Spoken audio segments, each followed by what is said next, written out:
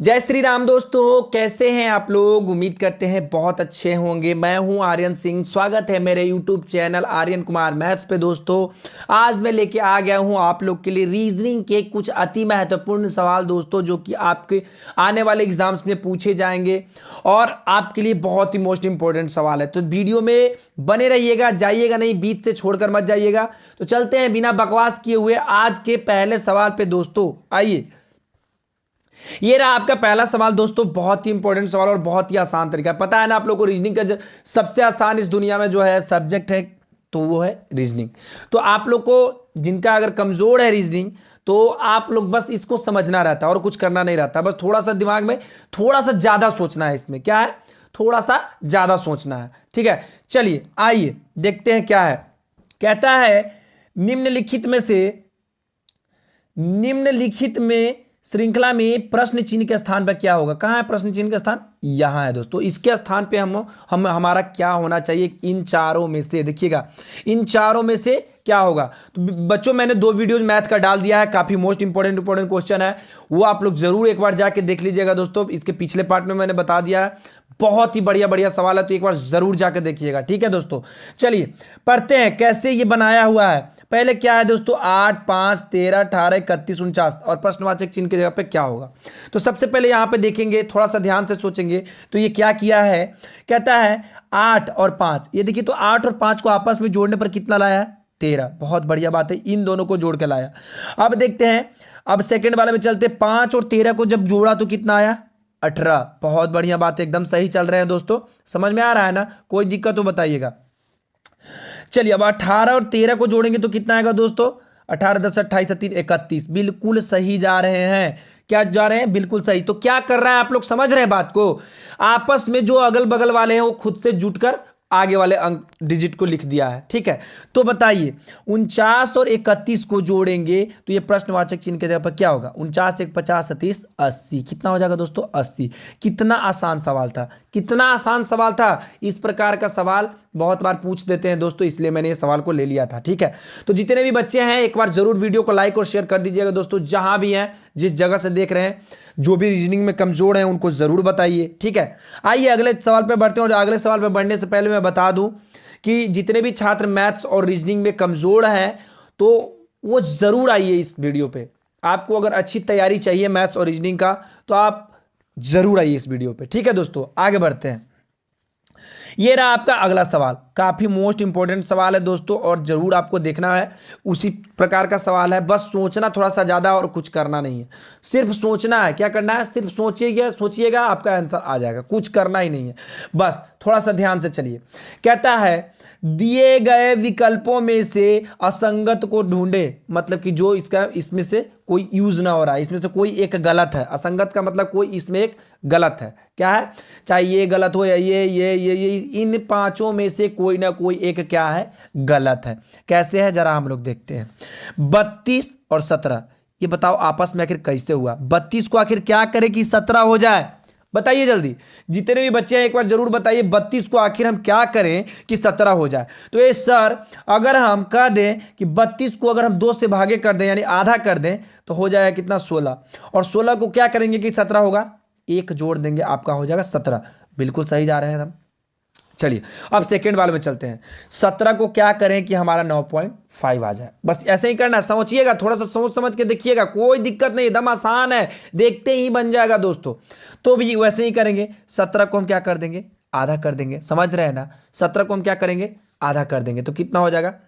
8.5 होता है ना। 2 8 16, 2 5 10। 8.5 में अब क्या करेंगे? एक प्लस कर देंगे तो क्या करेंगे? कितना हो जाएगा? 9.5।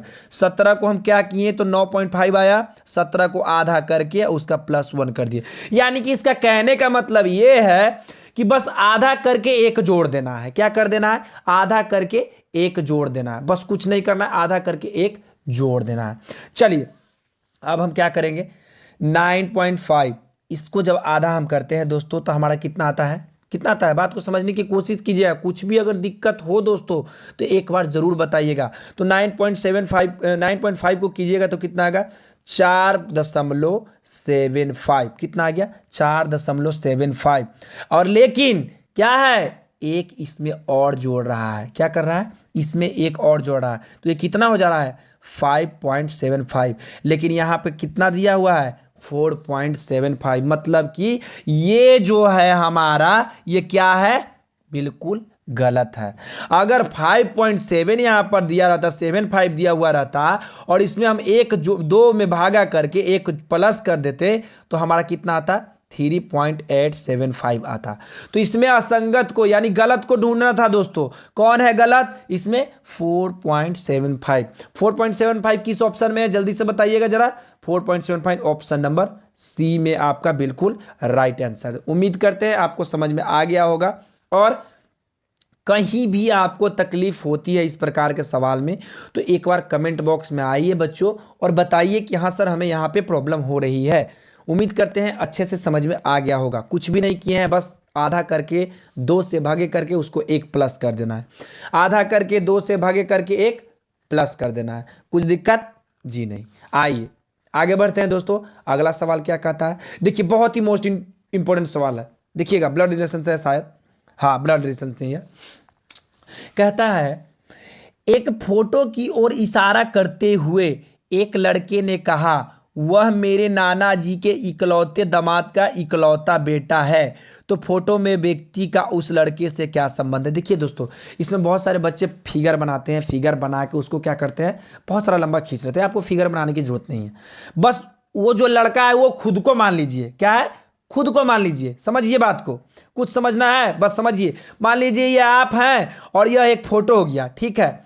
वो फोटो की ओर इशारा करते हुए एक लड़के ने कहा, किससे कहा? इस फोटो की ओर इशारा कर रहा है इसका लड़का, वह मेरे नाना जी के इकलौते दामाद, यानी वो नाना जी, नाना जी यानी इससे ऊपर कौन होते हैं? इससे ऊपर इसकी मम्मी हो गई, है ना। और मम्मी के ऊपर कौन होंगे? मम्मी के पापा यानी हमारे नाना जी हो गए। बात को समझ रहे हैं ना? कोई दिक्कत? और उनका इकलौता दामाद कौन? नाना जी का इकलौता दामाद कौन हो गए आपके? बताइए जल्दी। आपके पिताजी हो गए। कौन हो गए? पिताजी। आपके पिताजी हो गए।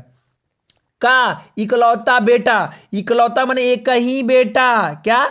एक ही बेटा है। किसका? इकलौता बेटा। यानी इकलौता बेटा फोटो में व्यक्ति का उस लड़के से क्या संबंध है? बात को समझिए। यहां पे क्या करा?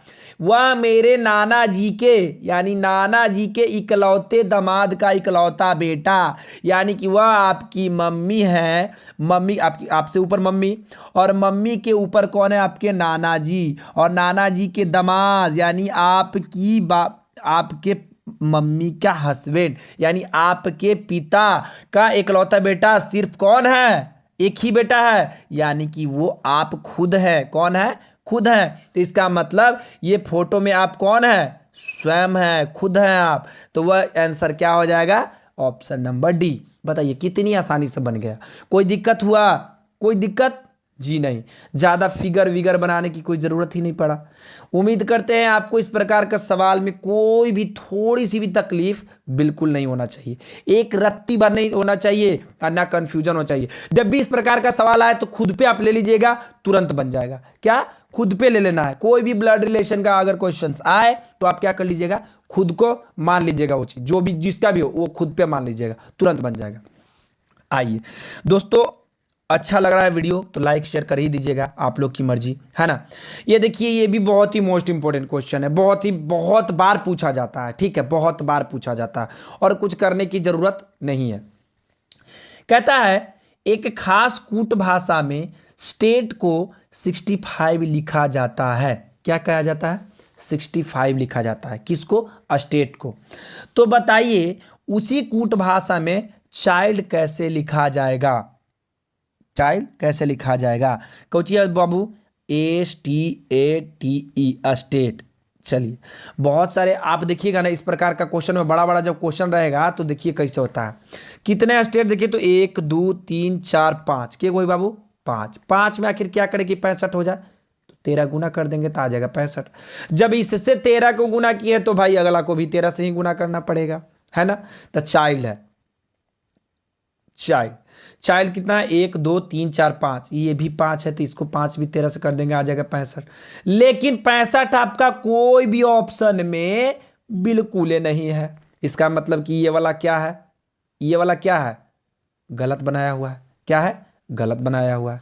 तो हम क्या करेंगे, थोड़ा सा अब अगला मेथड भिड़ाते हैं बबुआ, अपना क्या करते हैं, अपना अगला मेथड भिड़ाते हैं। क्या कह रहा है, अगर जो कह लें बाबू जरा ध्यान से बताइए, स्टेट क्या है, STATE, अब सबका नंबर रख लीजिए, नंबरिंग कर लीजिए। एस का कितना होता है दोस्तों, सभी लोग जाते हैं 19 होता है, कितना होता है 19। टी का कितना होता है जल्दी बताइए, टी का जल्दी बताइए, 20 होता है, कितना होता है 20 होता है। ए का 1 होता है, और फिर से टी है, टी का फिर से 20 हो जाता है, कितना होता है 20।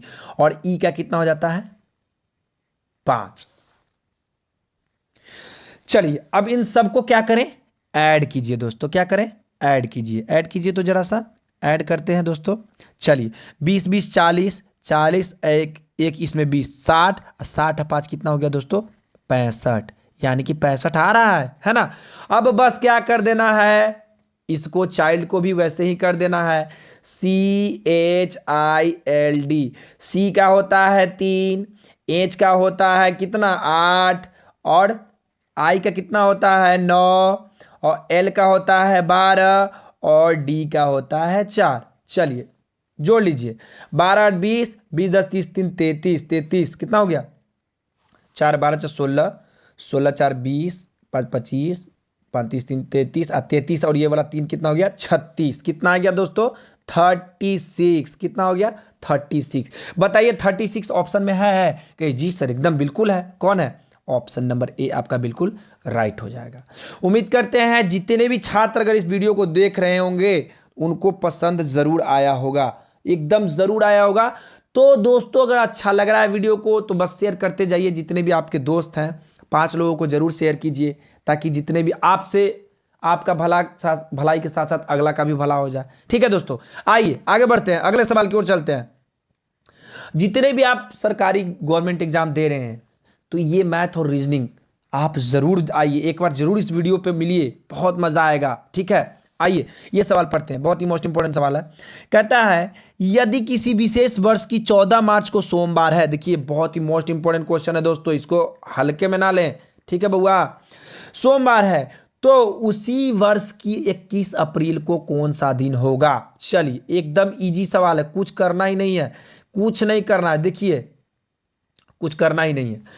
क्या करना है, देखिए यदि किसी वर्ष के माने कोई भी वर्ष के 14 मार्च को सोमवार है, यानी मार्च में बताइए तो दोस्तों कितना दिन होता है, सब जानते हैं 31 दिन होता है, क्योंकि इसमें मार्च में तो लीप ईयर होता ही नहीं है, होता है फिर फरवरी में।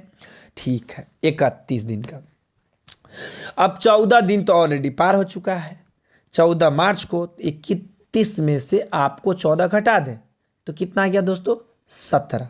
तो उसी वर्ष की 21 अप्रैल, 21 अप्रैल इसमें फिर ऐड हो गया, समझ रहे हैं, कोई दिक्कत जी नहीं। 7 1 8 2 1 3 कितना हो गया 38, कितना आ गया 38। अब बताइए को कौन सा दिन पूछ रहा है, एक सप्ताह में कितने दिन, 7 दिन, बस भागे कर दीजिए, आ गया आपका आंसर।